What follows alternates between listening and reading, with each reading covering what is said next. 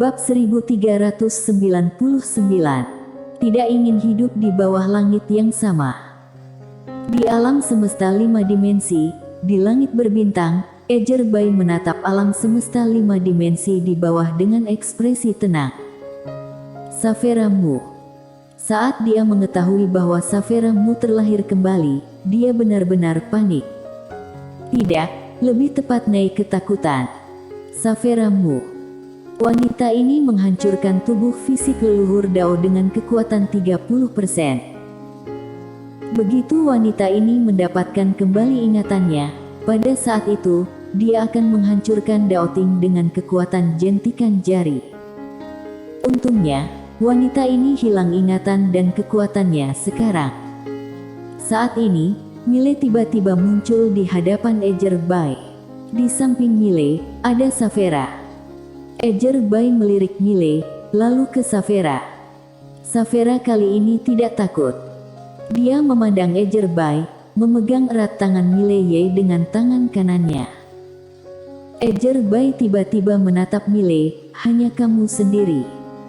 Mile tersenyum dan berkata, tentu saja tidak. Ejerbai mengangguk, aku menantikannya. Saat suara itu jatuh, langit berbintang di belakangnya tiba-tiba terbelah. Segera setelah itu, aura kuat yang tak terhitung jumlahnya menyembur keluar seperti air pasang.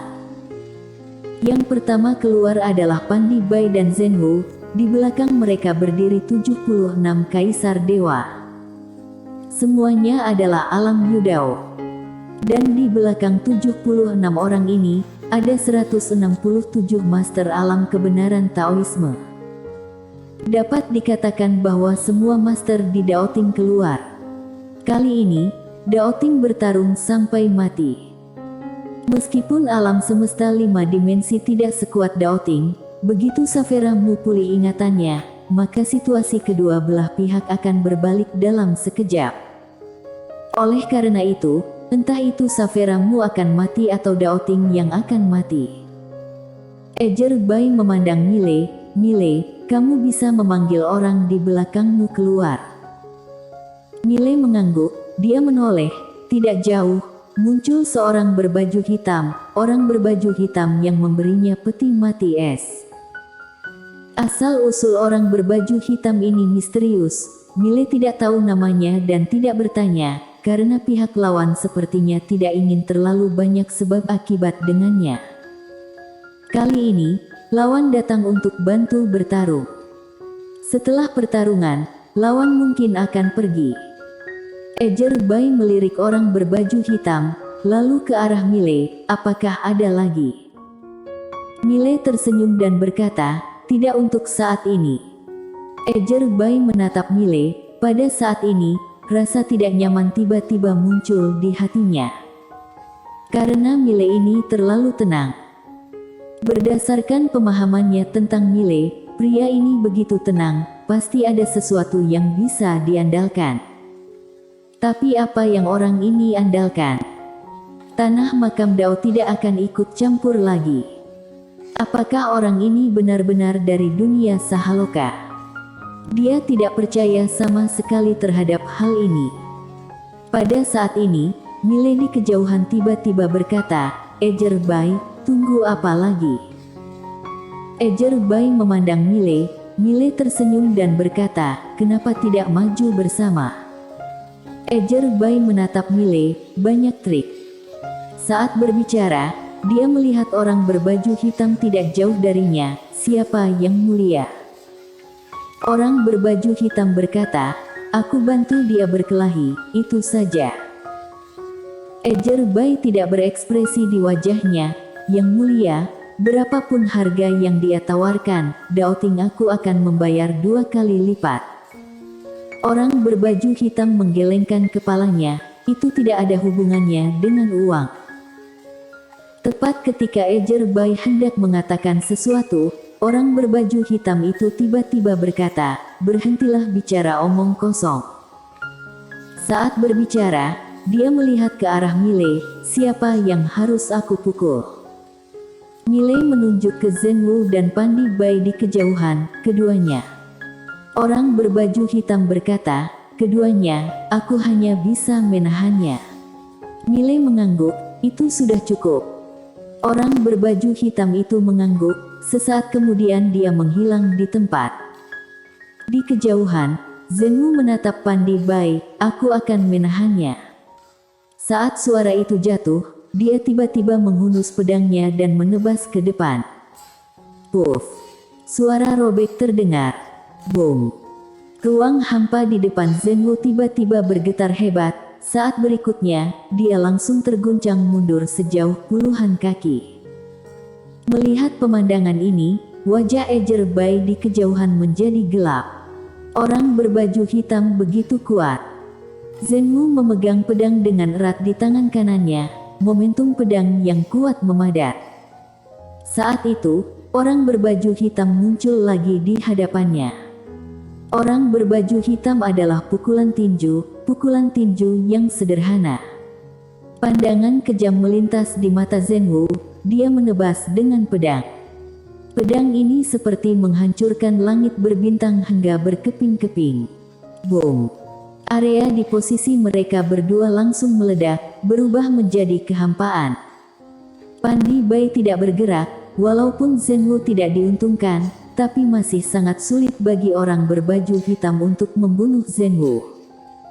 Pandi Bai memandang Mile, dia sepertinya tidak bisa memukul dua orang sekaligus.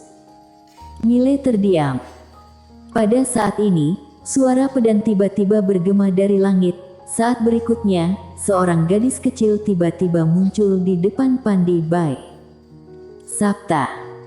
Mile memandang Sabta, terkejut, kemudian berkata, Sabta, bukannya kamu pergi ke 3 dimensi? Sabta melirik Mile, sudah kembali. Mile berkedip, bisa mengalahkannya. Sabta berkata, coba. Setelah suara itu jatuh, dia berbalik dan menebas dengan pedang. Dengan tebasan pedang ini, Pandi Bai langsung mengernyit. Seraknan yang kuat. Di kejauhan, wajah Ejer Bai langsung menjadi gelap. Dari mana gadis kecil ini berasal? Segera, Sabta dan Pandi Bai bertarung, keduanya seimbang. Harus dikatakan Mile sedikit terkejut, Sabta ternyata begitu kuat. Pada saat ini, Ejer Bai tiba-tiba memandang Mile, kamu minta orang tahan Pandi Bai dan Zhenwu, tamat jelas kamu masih punya orang lain kan? Mile menggelengkan kepalanya, tidak ada orang lagi. Ejer Bai menatap Mile, jadi, apakah semuanya akan segera berakhir? Mile tersenyum dan berkata, Ejer Bai, aku akan memberimu hadiah besar. Setelah berbicara, dia mengiring Saphira ke menara penjara alam. Setelah Saphira kembali ke menara penjara alam, Mile perlahan menutup matanya. Ejer Bai menatap Mile, perlahan mengepalkan tangannya. Dan para kaisar dewa di belakangnya juga terlihat sangat waspada. Terhadap Mile ini, mereka secara alami tidak berani ceroboh sedikit pun. Pada saat ini, suara puff tiba-tiba terdengar dari belakang bokong Mile. Semua orang tercengang.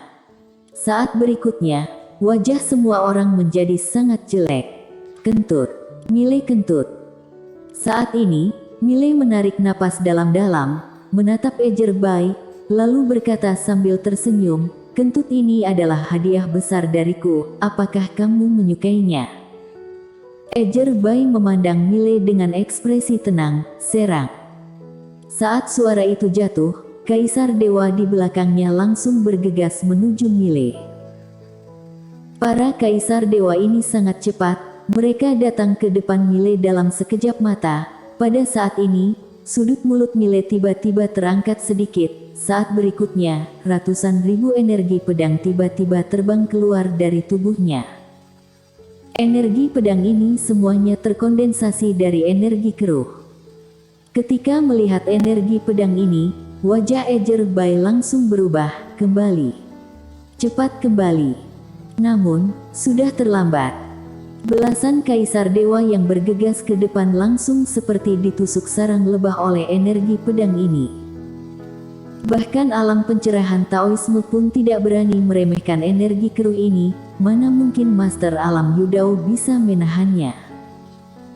Belasan kaisar dewa yang tidak siaga langsung dipenggal, sementara kaisar dewa yang tersisa bereaksi cukup cepat dan mundur dengan keras. Kali ini langsung mundur ribuan kaki jauhnya. Saat ini, Mile dikelilingi oleh ratusan ribu energi pedang.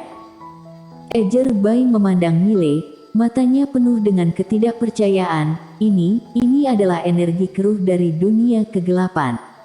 Kamu ternyata tidak takut dengan energi keruh ini. Mile tersenyum dan berkata, apa kamu terkejut? Saat suara itu jatuh, dia tiba-tiba menghilang di tempat. Saat berikutnya, ratusan ribu energi pedang menebas ke arah Ejer Bai dan yang lainnya seperti badai dahsyat. Melihat pemandangan ini, wajah para master kaisar dewa dan alam kebenaran Taoisme berubah drastis.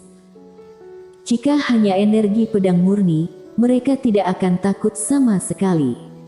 Sekarang kekuatan Mile tidak cukup untuk melakukan pembunuhan instan terhadap alam kebenaran Taoisme dengan energi pedang, terlebih lagi, memanipulasi begitu banyak energi pedang. Namun, ini bukan energi pedang biasa. Ini energi keruh. Jangankan Master Alam Kebenaran Taoisme, bahkan Master Alam Yudao tidak berani menyentuh energi keruh ini. Sekali tersentuh, akan langsung sekarat, lalu meninggal. Tanpa ragu sedikit pun, Ejer Bai berkata, mundur. Semuanya segera mundur. Setelah mendapatkan perintah, di arena, para Master Alam Yudao dan Alam Kebenaran Taoisme mundur satu demi satu, dan dalam waktu singkat mereka mundur dari langit berbintang alam semesta 5 dimensi. Pada saat ini, Pandi Bai dan Zhen Wu juga berhenti, ketika mereka melihat Mile, mata mereka serius.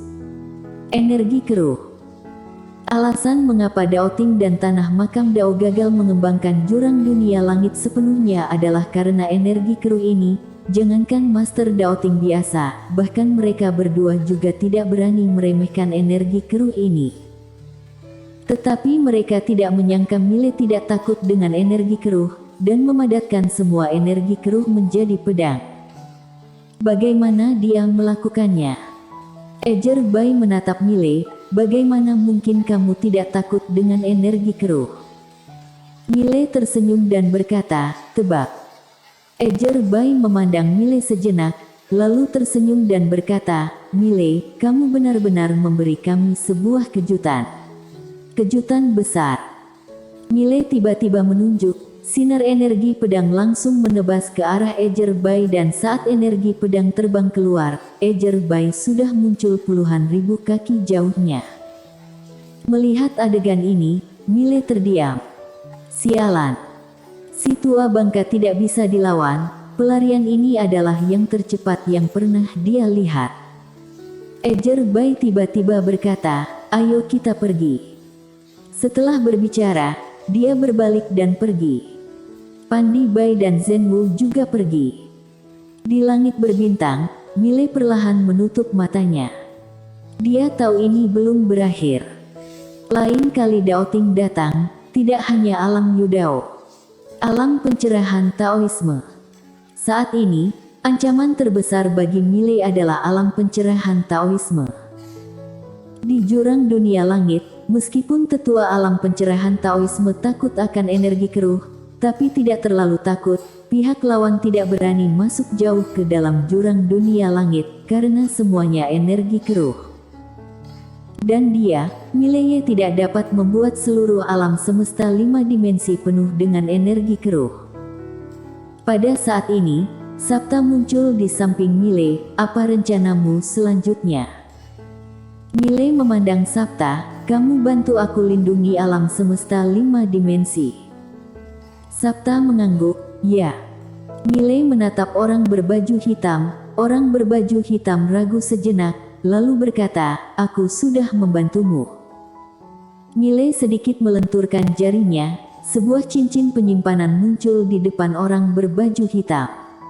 Di dalam cincin penyimpanan ada puluhan ribu kristal dewa berkah. Mile menatap orang berbaju hitam, senior. Satu serangan, 10.000 kristal dewa berkah, mau atau tidak? Orang berbaju hitam ragu-ragu. Pada saat ini, Mile kembali melenturkan jarinya dan sebuah cincin penyimpanan muncul di depan orang berbaju hitam. Di dalamnya, ada 20.000 kristal dewa berkah. Orang berbaju hitam menyimpan 2 cincin penyimpanan. Aku akan hidup dan mati dengan alam semesta 5 dimensi. Aku tidak ingin hidup di bawah langit yang sama dengan Daoting. Mile bersambung.